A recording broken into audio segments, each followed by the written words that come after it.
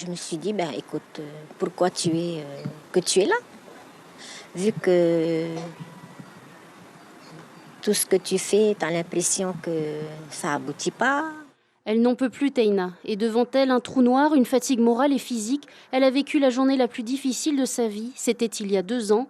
Une journée marquée par sa tentative d'en finir avec la vie. Je me suis dit, ben, je vais partir. Mais pas partir voyager.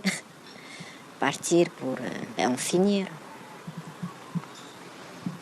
Et je me suis dirigée vers la cuisine. Puis j'ai pris un couteau. À 48 ans, Teina n'en est pas à sa première tentative. Son geste malheureux a été stoppé grâce à sa prise de conscience. Sur le coin de son lit, elle compose le numéro de l'association SOS Suicide. Allô? Peut t'aider?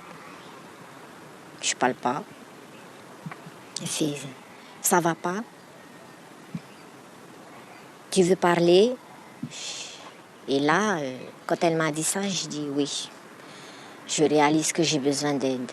Un aidant de l'association est en route pour l'écouter, l'épauler, quand son fils la découvre, au plus mal. Au moment où j'allais vraiment faire le geste fort, j'ai vu mon fils arriver auprès de moi. Pas en criant, maman, qu'est-ce que tu es en train de faire ou quoi. Auprès de moi, m'a tenue et m'a dit, maman, ça va pas. J'ai dit, non chérie, ça va pas. Ok, je vais rester avec toi. J'ai été impressionnée. Pas un jugement, pas un hurlement, pas une critique de la part de mon fils, quoi. Depuis ce jour, Teina est suivie par l'association. Elle a même noué des liens forts avec les aidants. Des aidants qui sont aussi pères ou mères de famille et qui se déplacent partout au Fénois, à l'image de John, qui est à l'écoute depuis 6 ans. La première des choses à faire, c'est d'écouter, parce qu'il a beaucoup à parler, d'écouter. Et parmi ce qu'il lui dit, tu as des mots qui viennent après. Des mots-clés, moi je dis. Des mots-clés. Ce qui veut dire qu'il y a eu à un moment donné des traumatismes. À partir de là, tu commences à travailler là-dessus. Parce que la personne qui est en phase de suicide, tout ça, comme je dis, il est dans une chambre noire, il ne voit plus rien, il n'a que ça comme solution. Alors qu'au fond de lui, il a ses solutions à lui.